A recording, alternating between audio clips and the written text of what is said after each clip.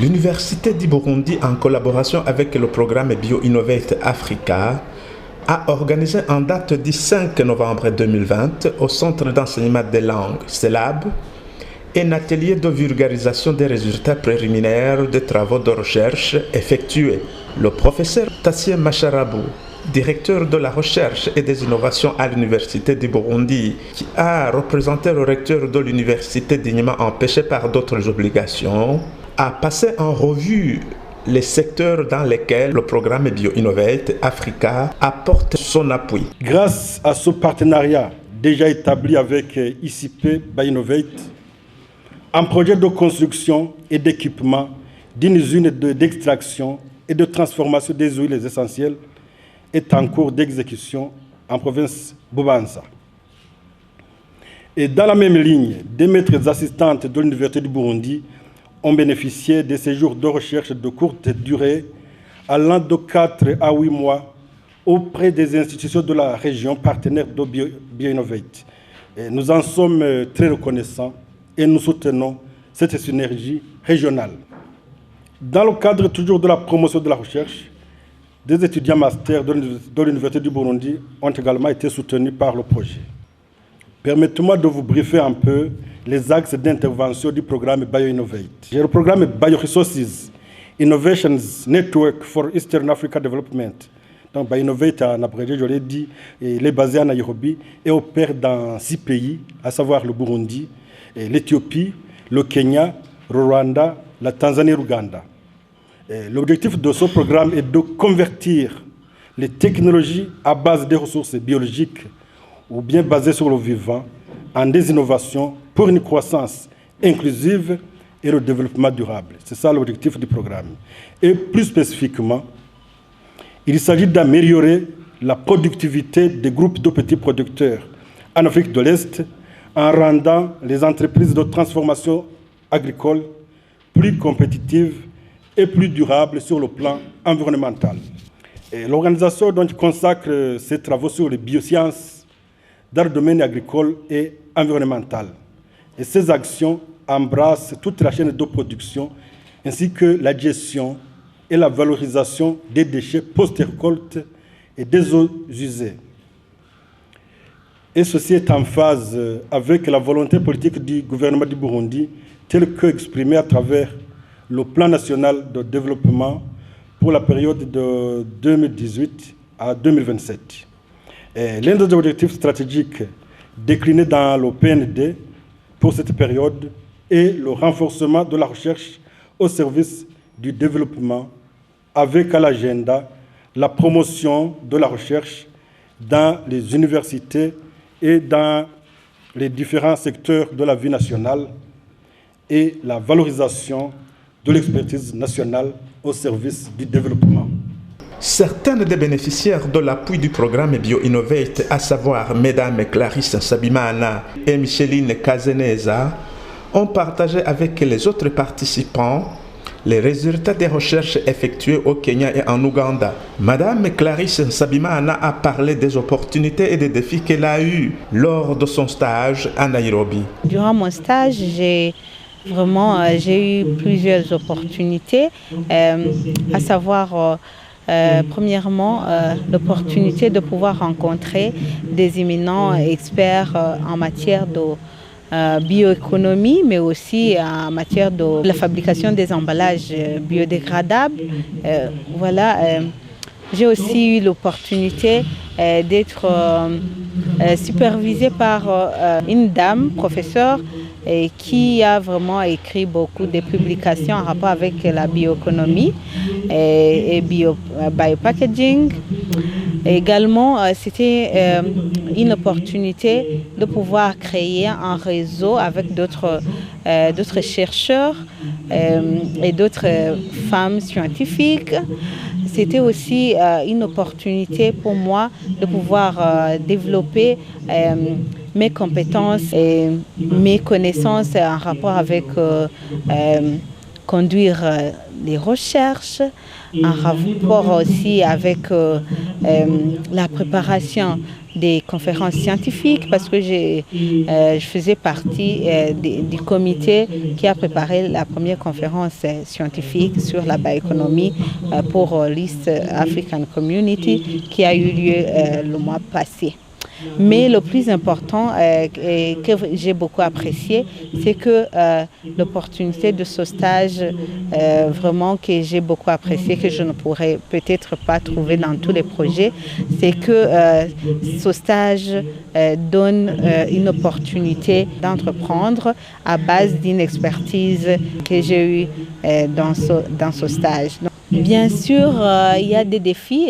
Le premier défi, c'est que je suis partie après un mois, il y a eu Covid et là on a commencé à travailler en ligne, donc je n'ai pas eu le temps de pouvoir interagir avec les collègues là où j'étais affectée, mais aussi ça a retardé mon travail. Je crois que j'aurais eu plus de résultats s'il n'y avait pas de Covid parce qu'il y avait une enquête que je devrais mener et que je n'ai pas pu mener, donc je n'ai pas vraiment atteint mes résultats à 100%. Ça, c'était le défi lié à la situation de Covid. Il y a aussi un autre défi, c'est que j'ai utilisé dans mes recherches étaient des données que je trouvais sur les sites Internet. Mais malheureusement, il y a des pays qui ne publient pas. Donc, il y avait un problème aussi de manque des données sur le site Internet, alors que c'était vraiment ma seule source des informations en rapport avec ma recherche. Et là, en plus de cela, laissant entendre comment elle va mettre en pratique son expertise à la promotion des emballages biodégradables. Je veux encore le rappeler, moi je travaillais spécifiquement sur le business des emballages biodégradables et là j'ai montré les alternatives des emballages plastiques. Donc mon expertise sera mise en pratique à travers premièrement les réseaux dans lesquels je suis affiliée. C'est notamment le réseau des femmes scientifiques, là où dans notre plan d'action, on a déjà prévu les sensibilisations aux opérateurs économiques sur les pratiques, les processus de fabrication des emballages biodégradables et vraiment la sensibilisation sur ces différentes matières premières qui peuvent remplacer utilement les emballages plastiques. Mais aussi, je veux passer par la cellule qui est basée à l'ISCO, la cellule des incubateurs, qui aide pour encadrer les jeunes entrepreneurs qui sortent de l'ISCO, mais aussi les autres lauréats des universités.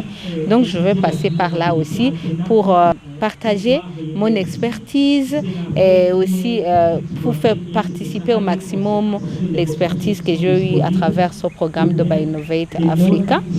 Mais aussi, j'ai déjà inventorié les chômeurs dans notre région natale et je vais les aider à faire un plan d'investissement pour la commercialisation des emballages biodégradables.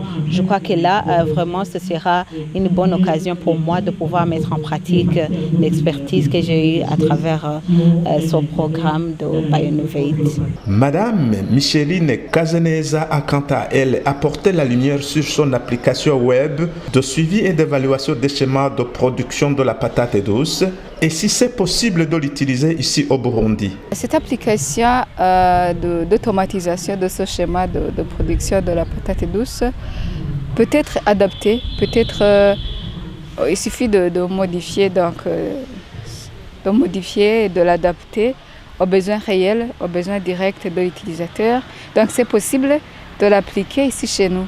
Elle a en plus de cela dégagé les avantages pour ceux qui vont l'utiliser et s'il est possible d'adapter la dite application pour d'autres cultures comme la pomme de terre et bien d'autres. Les avantages, il y en a sûrement parce que ça permet de faire le suivi automatique, le suivi, l'évaluation du schéma de production. Ça veut dire on peut suivre tout près la production de cette patate douce à partir de la première étape, c'est-à-dire à partir de l'étape de l'obtention des des semences certifiées, des semences de qualité, jusqu'à l'obtention de la patate douce. Donc vous voyez, c'est un schéma qui n'est pas très court.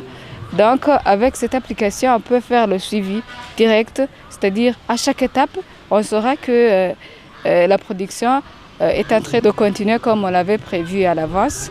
Et s'il y a un problème qui survient à un certain moment, on pourrait l'éviter ou bien on pourrait chercher d'autres solutions pour remédier à ce problème. Je vais vous donner un autre exemple.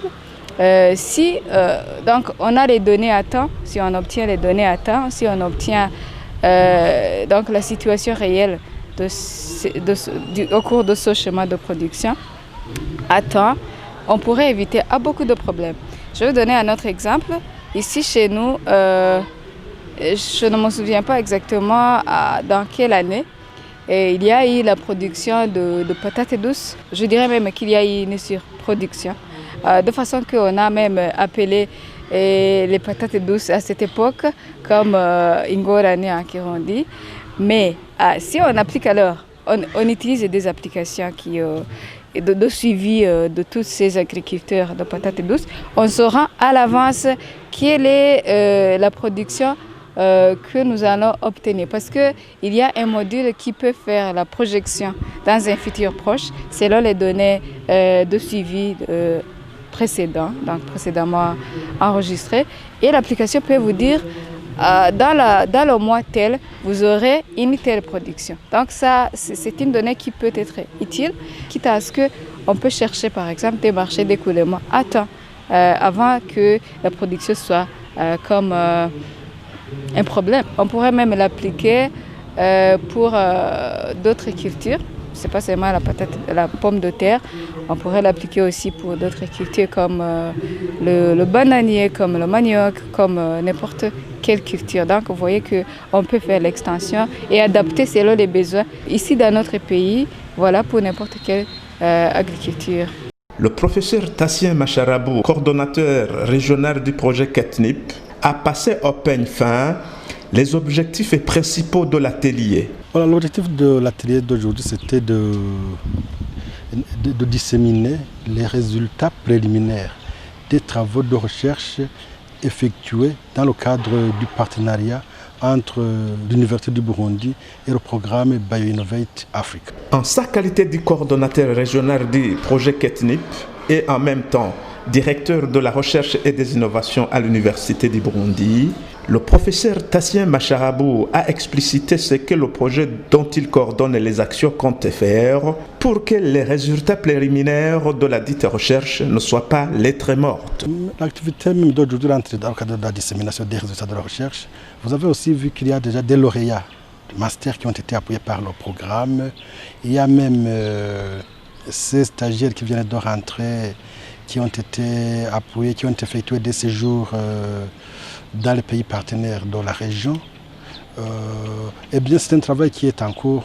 Je dois vous rassurer que ça ne sera pas lettre morte. La vulgarisation des résultats de la recherche nécessite souvent des moyens.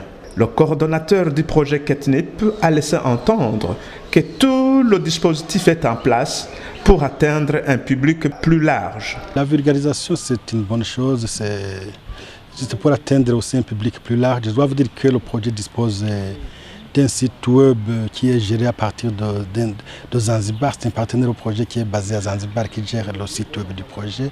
Mais aussi, cet atelier même est un cadre aussi d'atteindre un public diversifié. Vous avez vu le profil des participants. C'était différentes parties prenantes du domaine académique, du domaine économique, du domaine, disons, entrepreneurial et j'en oublie. Donc, du moins, côté vulgarisation, côté communication, tout le dispositif est en place pour, disons, atteindre un public plus large. Le coordonnateur du projet KETNIP n'a pas non plus manqué d'expliciter les objectifs principaux du partenariat qui existe entre l'Université du Burundi et le programme BioInnovate. Les objectifs principaux vont dans le sens de l'appui dans l'exécution de ce projet. Je dois vous dire qu'il y a un accord global entre BioInnovate, l'Université du Burundi à notre partenaire privé local du Burundi et 2 autres partenaires basés en Ouganda et en Tanzanie. Il y a alors des activités qui sont assignées à chaque partenaire pour mutualiser les efforts, mais aussi pour, disons, renforcer les synergies régionales. Clôturant les travaux de l'atelier, le coordonnateur du projet KETNIP a précisé qu'on aura bien noté toutes les remarques constructives qui ont été formulées à l'endroit des différentes communications qui ont été faites et que l'on doit se servir de ces dernières pour améliorer davantage la qualité du document du moment qu'il y a des publications qui sont en perspective. On aura bien noté les remarques constructives qui ont été formulées à l'endroit de ces communications. Et donc ça va servir pour améliorer davantage ces documents du moment qu'il y a des publications qui sont en perspective. Donc je me dois ici de remercier les interventions qui sont dans le sens, disons, d'ouverture et que ce soit de collaboration ou bien des contributions de nature à permettre l'amélioration de ces travaux en cours où nous avons eu à partager ces résultats préliminaires.